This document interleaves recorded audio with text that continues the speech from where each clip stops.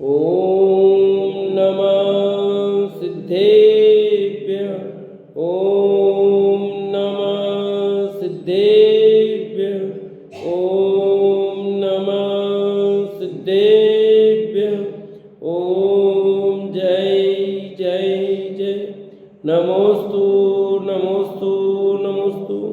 नमो अर्यन्ताणं नमो सिद्धाणं नमो ऐनियाणं नमो वजायाणं नमो लोये सवसाणं। मंगलम भगवान वीरो मंगलम गौतमो गणि मंगलम कुंद कुंदारो जैन धर्मोस्तु मंगलम सर्वमंगलम मांगल्यम सर्वकल्याणकारकम प्रदानम सर्वधर्माणां जैनम जयतु शास्त्रम जैनम जयतु शास्त्रम जैनम जयतु शास्त्रम। जम जस जमि देशे जैन विहाणेन जम्मि कालम्मि नादं जिनेन नियदं जम्मं वा मरणं वा तमतस्स तम्मि देशे तेन विहाणेन तम्मि कालम्मि कोशक दिवारेरुम् इंदु वात जिनिंदु वा एवं जो निश्चेदो जान जिदवाणी सब पजाय सोस दिट्ठी शुद्धो जो संकति सो को दिट्ठी। बोले जिनवाणी मात की जय हो। बोले सरस्वती मात की जय हो। सला का पुरुष ग्रंथ और अपनी कथा प्रारंभ हो रही है। आदिनाथ का नववा पूर्व राजा महाबल षट दर्शन समीक्षा, ये अपना प्रकरण प्रारंभ हो रहा है। उसके पहले अपन ने सारी चर्चाएं की थी। षष्ठी का कर्ता कौन है, कल ये चर्चा हुई थी। अब यहाँ आदिनाथ के भव के बारे में नववा भव। इस अनादि निधन लोक में विजयार्थ पर्वत पर एक अलकापुरी नाम की नगरी थी। कौन सी नगरी? उस अलकापुरी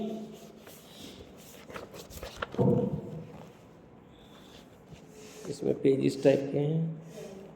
उस अलकापुरी का राजा अतिबल नाम का विद्याधर था। क्या नाम था? अतिबल, जो अपने नाम के अनुसार ही अति बलवान था। उसने बड़े बड़े शत्रुओं को जीत ही लिया था। किसको जीता था? बड़े बड़े शत्रुओं को जीता। किसने?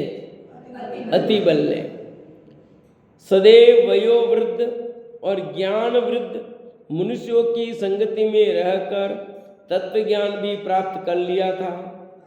अपने अंतरंग शत्रु इंद्रियों के विषयों पर भी विजय प्राप्त कर ली थी। किसने? अतिबल ने। अतिबल राजा ने वृद्धों के साथ तत्व ज्ञान भी प्राप्त किया और इंद्रियों पर उसने विजय भी प्राप्त की। वो बहुत वैभवशाली था, कुलीन था, दानी था, उदार था और संसार शरीर भोगों से विरक्त रहता था। ये सब विशेषता किसकी चल रही है? राजा अतिबल की।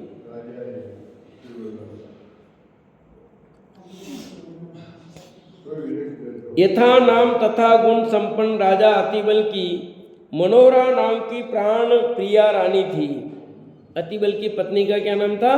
मनोहरा। मनोहरा नाम की उनकी पत्नी थी। मनोहरा, मन को हरण करने वाली। उनके महाबल नाम का महाभाग्यवान होनार पुत्र उत्पन्न हुआ। क्या हुआ? एक लड़का पैदा हुआ जिसका नाम था महाबल। और वो महाबल कौन है? हमारे कथा नायक का जीव। वह दिन प्रतिदिन शरीर और गुणों में वृद्धिगत होने लगा। महाबल गुरुओं की शरण में रहकर सभी प्रकार की विद्याओं में निपुण हो गया। कौन? महाबल मतलब आदिनाथ भगवान का जीव। इस समय आदिनाथ भगवान कहाँ है? मोक्ष में, किसी के गर्भ में? मोक्ष में। उसे पूर्वभव के प्रबल संस्कारों से पूर्वभव की समस्त विद्याएं स्मरण में आ गई। जाति स्मरण ज्ञान प्रकट हो गया। महाराजा अतिबल ने अपना राज्य का पद अपने सर्वाधिक स्नेह पात्र पुत्र महाबल को सौंप दिया। अतिबल के बहुत सारे बच्चा बच्ची थे, परंतु प्रिय बच्चा था महाबल, तो उन्होंने उसको राजपाट सौंप दिया। यद्यपि महाराजा अतिबल के और भी बहुत पुत्र थे, पर उन्हें महाबल पर सर्वाधिक गौरव था। राजा अतिबल संसार से विरक्त तो थे ही, पहले से ही थे। एक दिन राज्य से निर्भर होकर उन्होंने गृह त्याग कर दीक्षा लेने का निश्चय कर लिया। किसने? अतिबल ने, महाबल ने नहीं, अतिबल ने। उन्हें तीव्रता से वैराग्य भाव जागृत हो गया। उन्होंने महाबल से कहा, अब मैं आत्मशक्ति को बढ़ाकर इस संसार की बेल को उखाड़ फेंकूंगा। अपनी आत्मशक्ति बढ़ाएंगे और क्या करेंगे? संसार से विरक्ति ले लेंगे। ये संसार की जो बेल है उसको उखाड़ फेंकूंगा। इसकी सूचना तुम्हें दे रहा हूं, सूचना दे रहा हूं। तुम राज्य शासन को चलाते हुए धर्म ध्यान को मत भूलना। तुमको राज तो सौंपा है, पर धर्म को भूलना, क्योंकि राज्य शासन और गृह में रचे पचे रहना दुख का ही मूल है। क्या कहा? कौन दुख का मूल है? गृहस्थी जीवन में रहना, राज्य शासन में रहना, गृह जीवन में रहना, ये किसका कारण है? हर कदम कदम पर दुख है। सबकी कहानी कैसी भरी हुई है। अभी आप सबसे बैठ करके बातचीत करेंगे ना, कितनी दुख भरी कहानी आप सब सुनाओगे, बताओ। सबकी है ना, एक की नहीं। किसके किसी टाइप की, किसी के किस टाइप की, पर सबकी कहानी तो दुख भरी है। कहानी अलग अलग है, पर निष्कर्ष एक ही है, दुख भरी कहानी। ये यौवन क्षणभंगुर है। ये यौवन कैसा है? आप भी कभी जवान थे, पर आपकी जवानी सबकी चली गई कि नहीं चली गई? कहाँ गई वो जवानी, बोलो। और ये पंचेंद्रिय के भोग बारंबार भोगने पर भी तृप्ति नहीं देते। ये 5 इंद्रिय के भोगों को हम भोग रहे हैं, कितना संतोष देते, बताओ। दे रहे हैं संतोष? नहीं देते, तृप्ति नहीं होती। तृप्ति होना तो दूरी रहा, ये तो तृष्णा की ज्वाला में जलाते हैं। इसमें जलाते हैं। इसे लिखा, आशा तृष्णा से जला हृदय चंदन। क्या? आशा तृष्णा से जला हृदय, चंदन ने कोई काम नहीं किया, कुछ नहीं किया चंदन ने। तो ये शरीर भी व्याधि का मंदिर और नश्वर है। ये शरीर जो दिखाई दे रहा है, जिसके लिए दिन रात लगे हुए हैं, वो शरीर भी व्याधियों का मंदिर है, रोगों का घर है और नश्वर है। क्या होता, बोलो? चला जाता है। जा रहे थे मरण मौत में बैठने के लिए, वे ही मर गए। 3 जने मर गए, 3 बहुत बुरी हालत है, 3 की बहुत बुरी दशा है, 3 तो 8% मर गए, 3 बहुत बुरी हालत है, 3 की हालत भी है। तो 9 जने थे, बैठने जा रहे थे जैसलमेर से सलूम्बर। अब क्या हुआ? अब जिसके मरण मौत में बैठने, अखबार में न्यूज है, आपका कोई लेना देना नहीं, कोई रिश्तेदार नहीं अपने, चिंता मत करो, इतना उलझो मत, बात समझो। इतने टेंशन में आ गए, ये सब किसके हो गया, यूँ टेंशन में मत आ जाओ। तो आप समझो, हाँ, तो आप ये समझो कि वो निकले किसके लिए थे? निधन हो गया उसके बेटे, अब खुद का निधन हो गया। आप किस भरोसे बैठे हुए, सब मैं ये जानना चाहता हूँ कि मेरे ये करना है, टाइम नहीं है। अरे कहाँ टाइम की बात करते हैं तुम? टाइम कहाँ निकालना पड़ेगा? शरद भाई बताओ, बोलो। 1 सेकंड देर नहीं लगेगी अपनी। और देख रहे हैं, रोज घटनाएं देख रहे हैं, अपन डेली देख रहे हैं। और अपने घरों में घटनी है, सबके घर में नहीं घटी, आस पड़ोस में घटी है, देखिए है। फिर भी कहां से आएगा? जब आना तभी आएगा ना मेरा किसी। तो देखो तो सही, धन दुख देने वाला है, ये बंधुजन बंधनी है, ये बंधुजन भी बंधनी है। धन दुख देने वाला है, क्योंकि लक्ष्मी अति चंचल है। लक्ष्मी अति चंचल है। संपदाएं वस्तुतः विपदाई है। ये जितनी संपदाएं क्या है? आपत्ति का घर है सब। ज्यादा हो तो दिक्कत, कम हो तो दिक्कत, हर तरह से दिक्कत। नोट संभाल नहीं रहे हैं, आग में जल रहे हैं, आग में जला रहे हैं। क्या हो रहा है सोचो आप। क्योंकि आग में जलाओ, इसे हमें ही दे देते, हमारी मीटिंग खड़ी हो जाए, हैं? वाटे कटे दे देंगे, बिल्डिंग खड़ी कर देंगे वहां। वस्तुतः इन्हें यथासंभव शीघ्र छोड़ ही देना चाहिए। क्या करना चाहिए? शीघ्र छोड़ देना चाहिए। स्वयं ऐसा चिंतन करते हुए संसार की असारता का विचार कर अपने होनार पुत्र महाबल को राज्य सौंप कर अतिबल दीक्षित हो गए। क्योंकि संसार में सुख नहीं है, उन्हें समझ में आ गया और वे अपने पुत्र को राज सौंप करके निकल गए। इस प्रकार अतिबल के दीक्षा ग्रहण के करने के बाद महाबल ने राज्यभार सिरोधार्य किया। महाबल देव और पुरुषार्थ दोनों से संपन्न था। कौन? महाबल।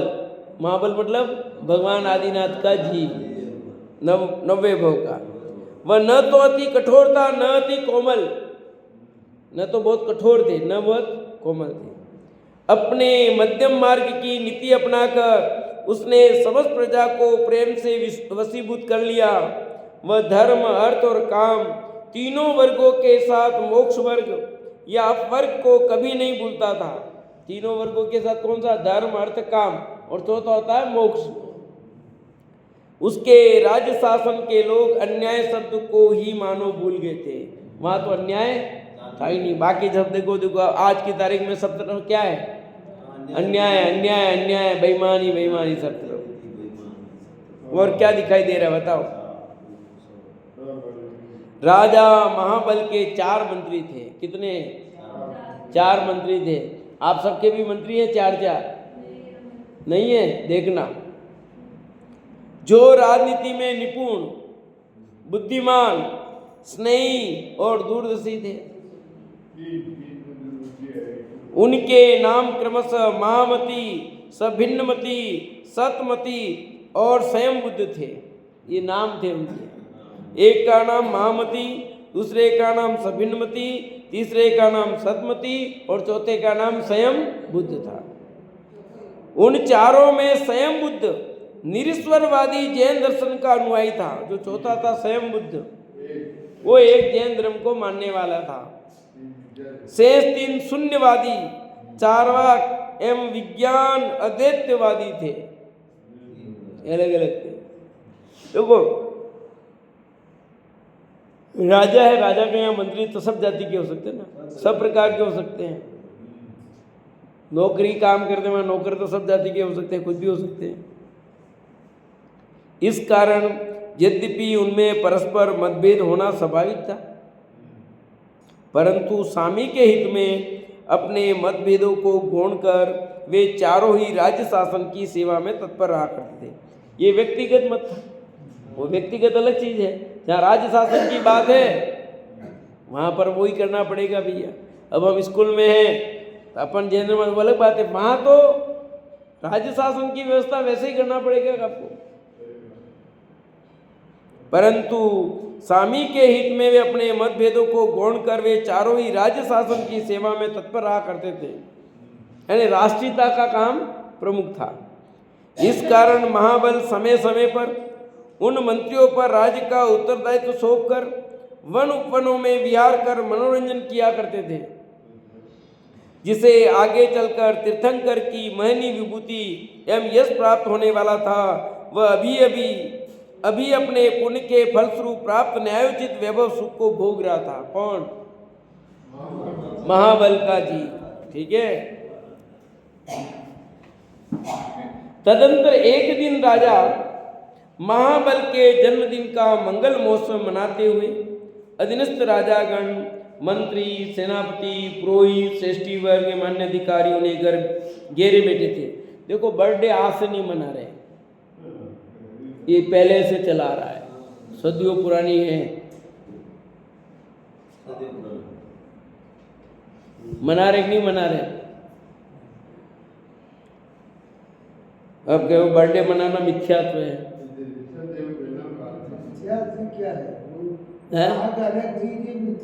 अब इकाई का अब मिथ्यात्व का इसमें के साथ अब ये मिथ्यात्व, अब लोग ऐसी व्याख्या करने लग गए, जन्मदिन मनाना मिथ्यात्व है।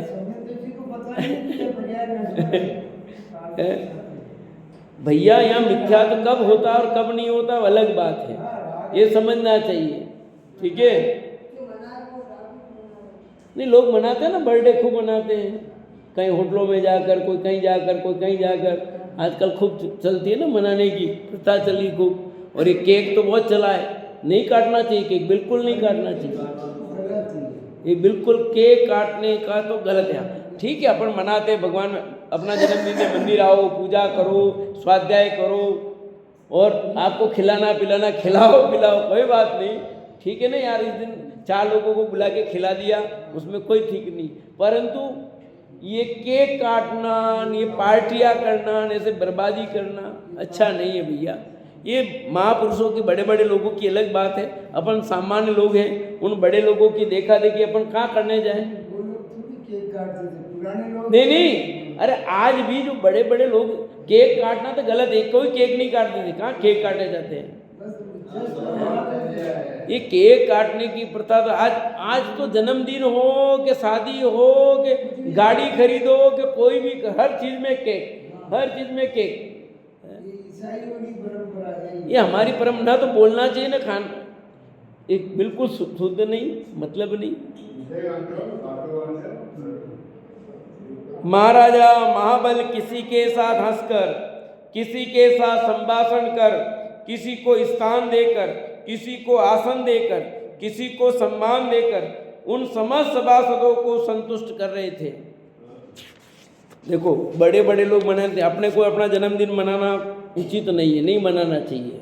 ठीक है, आयुध गटरी क्या मनाना, फिर भी आप करो तो उसको जीवन धर्म में लगा के करो ना, करो तो है। रात की 12 बजे, जैसे सब 12 बजे ही जन्म में हो ना लोग, फिक्स 12 बजे, फिक्स 12 बजे वो क्या करते हैं, फोन करते हैं हैप्पी बर्थडे। मैं कहा यार नींद करा मत करो किसी की, हमारी बात, हम तो सो जाते हैं कोई नींद में। 12 बजे फिक्स फोन कर रहे हैप्पी बर्थडे, कई हैप्पी बर्थडे भैया, आराम सुनो तो, हम तो 5 बजे जन्मे हैं भैया, रात की 12 बजे नहीं जन्मे थे। समझ आएगा नहीं? तो ये सब छोटलापन शुरू हो गया, कोई ठिकाना नहीं है। हाँ, तो ये सब अपना काम नहीं है। केक काटना ये सब करना, रात की फिर 12 बजे केक काटोगे, यही किसने कहा? तुम 12 बजे जन्मे थे, रात को क्या? यहाँ ज्ञातव्य है कि राजा महाबल तीर्थंकर ऋषभदेव का 9वां पूर्व का जीव है। स्वयं बुद्ध मंत्री ने महाराजा महाबल को अत्यंत प्रसन्न देखकर कहा, हे विद्याधरों के स्वामी, आपको जो ये लक्ष्मी और वैभव प्राप्त हुआ है उसे आप केवल पुण्य का ही फल समझिए। किसको कहा? किसने कहा? मंत्री कह रहा है स्वयं बुद्ध। किसको? महाबल को, आदिनाथ भगवान के जीव को, कि जो उसे आप केवल पुण्य का फल समझो। ये जो कुछ मिला ना आपको ठाट बाट, ये सब आपके किसका फल है? पुण्य का फल है, इसलिए भोग लो। भी आपको बुला रहे हैं, आओ आओ सुनो, पर आप नहीं आते हो, आप अपने पुण्य को छीन कर रहे हो भाई। पक्षाल में आओ, पूजन में आओ, स्वाध्याय में आओ, अरे आओगे तो पुण्य बढ़ेगा, और नहीं आ रहे हो तो अपना पुण्य जो पहले का उसको छीन कर रहे हो। पर नहीं आता समझ में लोगों को, क्योंकि जितने भी अनुकूल संयोग प्राप्त होते हैं वे पुण्य से ही प्राप्त होते हैं। जितने भी अनुकूल संयोग आपको मिले हैं, चाहे वो आपको अनुकूल घर मिला हो, अनुकूल पति मिला हो, पत्नी मिली हो, बाल बच्चे मिले हो, आपको पैसे मिले हो, कपड़े मिले हो, सब मंदिर मिला हो, ये भी पुण्य के उदय से। जिनवाणी सुनने पर ये साथी से पुण्य का उदय, जिनवाणी सुनने का मिलना साथी से पुण्य का उदय। बाहर में गाड़ी घोड़े मिलना खाली पुण्य का उदय है। अपन रोज पाठ कर रहे हैं ना, आरग्नि ऐसी बंगले तो बिल्ली कुत्तों को भी मिल गए हैं, और बिना परिश्रम किए, और अपने को तो फिर ये है अपने लिए असली चीज। तो पर इसकी कीमत लोगों को समझ में आ ही नहीं रही है। हाँ, हमारा प्रयत्न या पुरुषार्थ तो उसमें मात्र निमित्त मात्र कारण है, अन्यथा प्रयत्न तो सभी करते हैं, परंतु सबको तदनुसार ऐसे सुगत संयोग प्राप्त कहाँ होते हैं। मेहनत तो सब करते हैं, दुकान सब खोलते हैं टाइम पर, बंद करते हैं टाइम पर एक की देखो ग्राहकी बहुत चलती है, एक की चलती नहीं है। ऐसा नहीं होता है। मार्केट में दुकान, एकदम मार्केट में इतनी पब्लिक आती जाती है, और एक के देखो तो बहुत ग्राहकी चल रही है, और एक देखो तो मक्खियां उड़ा रहा बैठा बैठा। किस कारण बताओ। लोग कह रहे हैं दुकान, और गलियों में दुकान है, घर के अंदर दुकान इतनी बढ़िया चल रही है। वो कपड़े वाले है ना, साड़ी वाले नहीं है, वैसे घर घर में दुकान में इतनी ग्राहकी लाइन लग रही है उसके यहाँ कैसे चलेगी। लोग यूँ कहते हैं, पर उसके देखो पुण्य को देते, उस खोचे में घर के अंदर तो लोग जा रहे हैं, ग्राहकी चल रही है। बाहर दुकान एक भी नहीं है, सब अंदर उसके बोलो।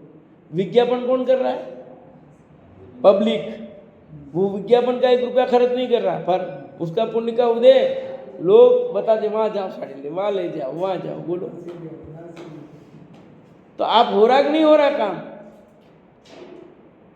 पीछे ओ कमलम्मी कहीं कर रहा हो, एक कहानी चल रही है बढ़िया, सुनो।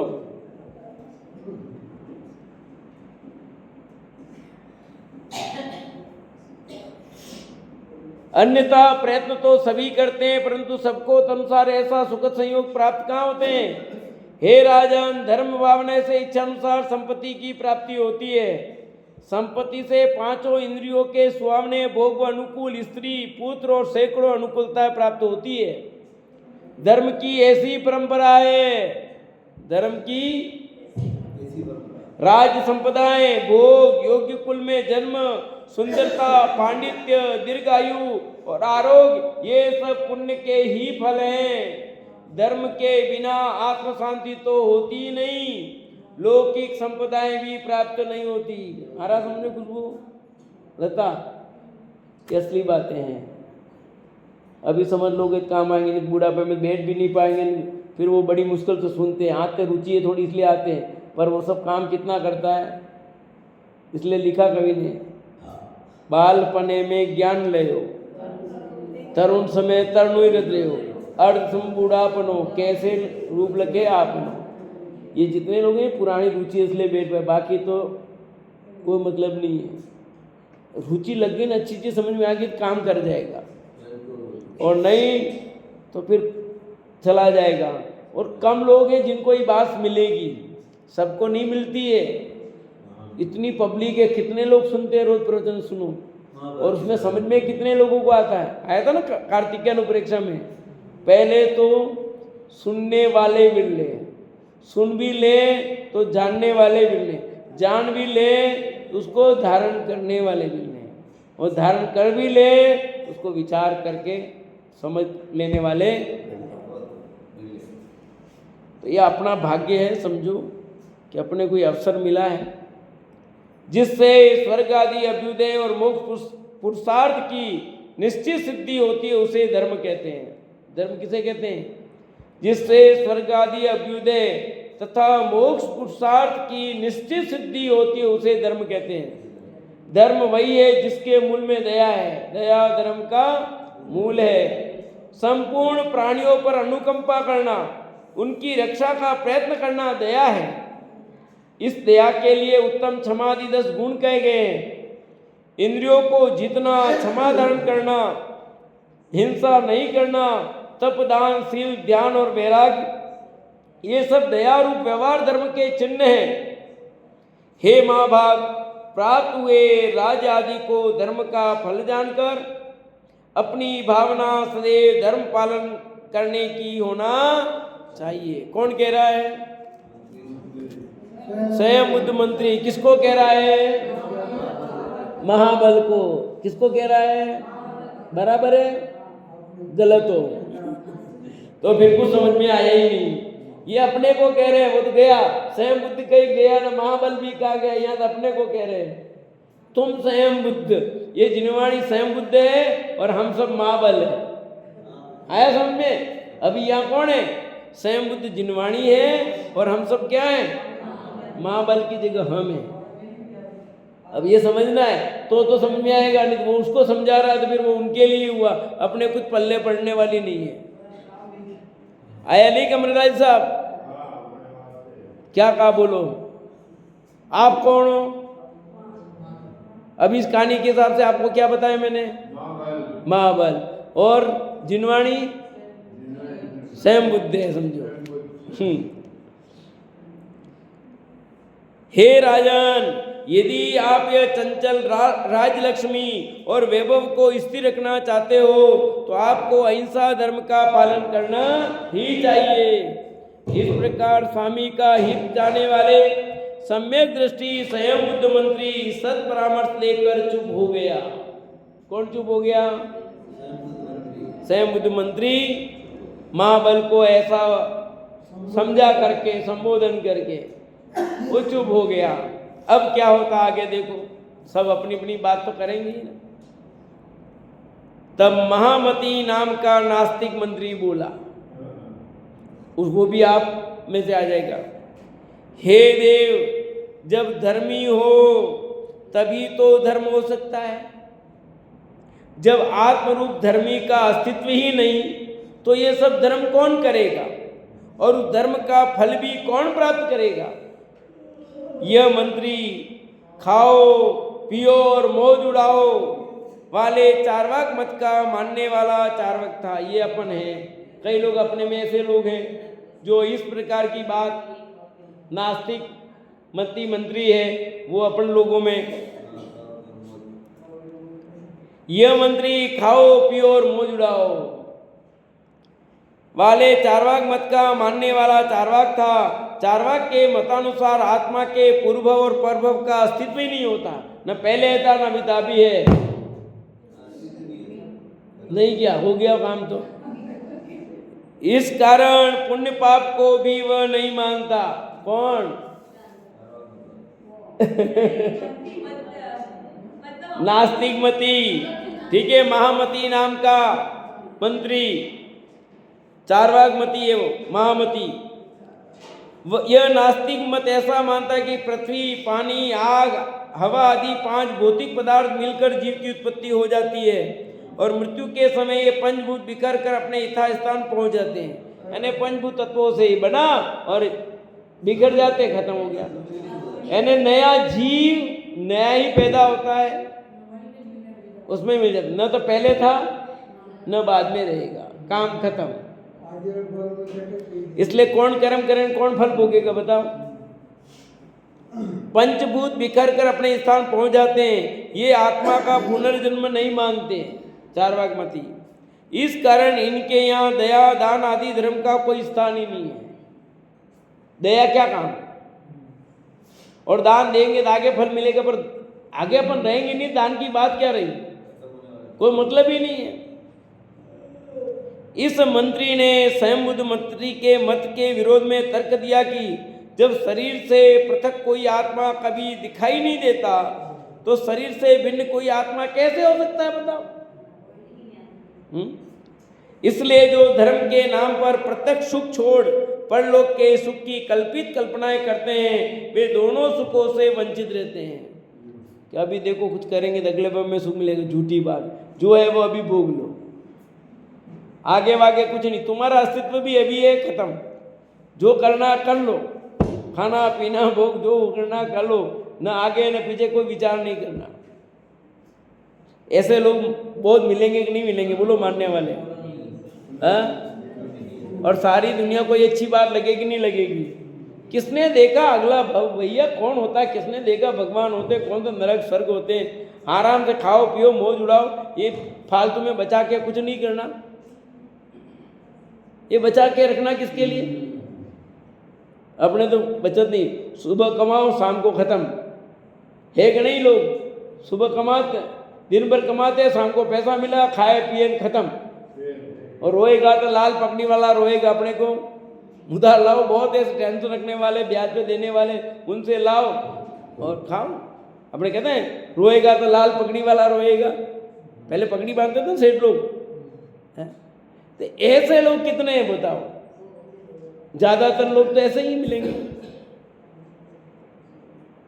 जब शरीर से पृथक कोई आत्मा कभी दिखाई नहीं देता, तो शरीर से भिन्न कोई आत्मा कैसे हो सकता है? इसलिए जो धर्म के नाम पर प्रत्यक्ष सुख छोड़ परलोक के सुख की कल्पित कल्पनाएं करते हैं, वे दोनों सुख से वंचित रहते हैं। चारवाक मत कहता है, जब तक जियो सुख से जियो और कर्ज लेकर घी पियो। कर्ज लेकर, क्योंकि देह के भस्मीभूत होने पर आत्मा का पुनः आगमन नहीं होता। देह के भस्मीभूत आत्मा का, इसलिए आराम से कर्ज करके पियो, मर कर जियो, सुख से जियो और कर्ज लेकर घी पियो। मतलब खूब आराम करना, कोई टेंशन नहीं करना। क्योंकि देह के भस्मीभूत होने पर आत्मा का पुनः आगमन ही नहीं होता।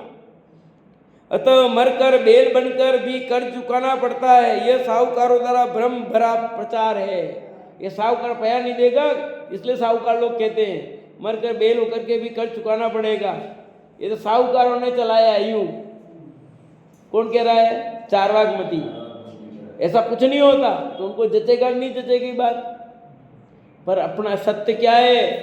पैसा तो पैसा मतलब कुछ भी आपको चुकारा किए बिना तो मोक्ष होगा नहीं। अंतिम समय में भी एक एक पुद्गल परमाणु का चुकारा करने के लिए लोक पूर्ण समुद्घात होता है भाई। क्या आत्मा के प्रदेश एक एक लोकाकाश के एक एक प्रदेश पर जाते हैं? चुकारा, ये चुकारा करने के लिए होता है। सब देना पड़ेगा आपको। आपने कपड़े उधार लिए देने पड़ेंगे, आपने किसी की सेवा ली उधार, वो सेवा चुकानी पड़ेगी। आपने 1 घंटा किसी के समय दिया किसी ने आपके लिए, वो आपको देना पड़ेगा। आप ऐसा मत समझो कि नहीं है, सबको सब हिसाब चुकता करना पड़ेगा। खाली पैसे की बात क्यों करते हो? हर चीज है। मैं देख रहा हूँ रोज कोई कहता अरे कोई बेटा बन करके, कोई आपका पति बन करके, कोई पत्नी बन करके, कोई भाई बन करके, कोई आपसे सब लेगा। पुराण में आएगी कहानी, आप देखना कैसे कैसे होता है। चुकारा तो उसके बिना तो पार पड़ेगी ही नहीं भैया। मोक्ष तभी होगा जब हिसाब किताब चुकता पार होगा। जो भी भगवान बने, किसी का एक कण भी बाकी नहीं रखा। हर पुद्गल के एक एक प्रदेश पर उनकी आत्मा का ले भैया तेरे कुछ बाकी खत्म कर। लोक पूर्ण समुद्घात क्या होता है? सारे कर्म खिरते ना, एक भी कर्म का परमाणु बाकी रह जाए तो मोक्ष नहीं होता। 4 अघातिया कर्म और 4 तो सारे कर्म खिरेंगे ना, तो सारे कर्म खिरे मतलब कर्ज उतरा। कर्म है वही आपका कर्ज है, और कर्म खिर गए मतलब कर्ज उतर गया। सीधी सीधी भाषा में समझो। एक कवि ने मेरे से मांगा है, ये प्रवचन डाल रहा हूं ना, कि आप पूरी कर्म व्यवस्था मेरे को भेजो। क्या है कर्म व्यवस्था? उसने 2-3 प्रवचन सुने भी ये वाले सलाह कि कुलकर क्या होते हैं, ये क्या होते हैं। तो उसने मेरे को व्हाट्सअप किया है कि ये सारी कर्म व्यवस्था के जो भी आपका मैटर है वो मेरे को भेजो। ललक देगी ये पढ़ने की। देखो जिसको जाने की जिज्ञासा होगी वो जान लेगा। इस कारण इनके यहाँ दया दान आदि धर्म का कोई स्थान नहीं है। ये आत्मा का पुनर्जन्म नहीं मानते। परलोक के सुखों की चाह से ठगाए हुए जो मानव प्रत्यक्ष भोगों को त्याग देते हैं, वे न अभी मजा ले पाते हैं और न उन्हें परलोक में कुछ हाथ आता है, क्योंकि जब परलोक है ही नहीं तो सुख मिलेगा किसको। ये सब कौन कह रहा है? महामती नाम का मंत्री। अब आप सोचो, ये बात लोगों को अच्छी लगेगी नहीं लगेगी बताओ? ज्यादातर लोगों को ये बात अच्छी लगेगी और तालियां बजेगी खूब। अपन ने किया था ना डिबेटियां, धन से सुख धर्म से सुख, तो लोगों ने धन के लिए लोगों ने तर्क दिए, कैसे तालियां बजी थी? बजी थी कि नहीं बजी थी? धर्म पे किसने लोग बजाते? ऐसा ही जगत है। इस प्रकार चार्वाक मत का पक्षधर महामती मंत्री जब अपने तर्क और युक्तियों को देकर चुप हो गया, तो विज्ञान दैत्यवादी विचारधारा वाला सभिन्नमति नाम का तीसरा मंत्री बोला और उसने अपने मत की पुष्टि में क्या कहा, ये जानना चाहते हो तो आप कल पधारे, अभी का समय पूरा हुआ।